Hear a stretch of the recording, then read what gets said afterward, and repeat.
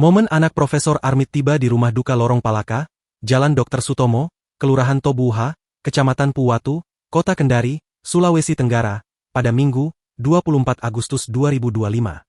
Sekira pukul 10.17 waktu Indonesia Tengah, seorang pemuda mengenakan jaket sweater abu-abu dan celana hitam berlarian menuju ke dalam rumah. Tibami anaknya, kata pelayat di rumah duka berjarak 359 meter dari Rumah Sakit Jiwa Provinsi Sultra. Pemuda tersebut dikabarkan tiba di Kota Kendari melalui Bandara Halu Oleo dari Kota Surabaya, Provinsi Jawa Timur. Anak laki-laki Rektor Universitas Halu Oleo atau UHAO Kendari ini, lari sambil berlinang air mata, bergegas membuka sepatu dan masuk ke dalam rumah. Dia datang tepat sebelum jenazah dimandikan dan dikafani.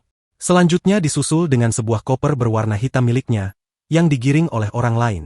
Usai prosesi pemandian, jenazah Profesor Armit diantar menggunakan ambulans ke Auditorium Universitas Halu Oleo. Gedung tersebut berada di dalam kampus UHAO di Kelurahan Kambu, Kecamatan Kambu, Kendari.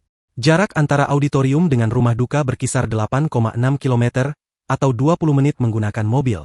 Jenazah Profesor Armit akan dikebumikan di tempat pemakaman umum Punggolaka, Kecamatan Puwatu, Kendari, Sultra.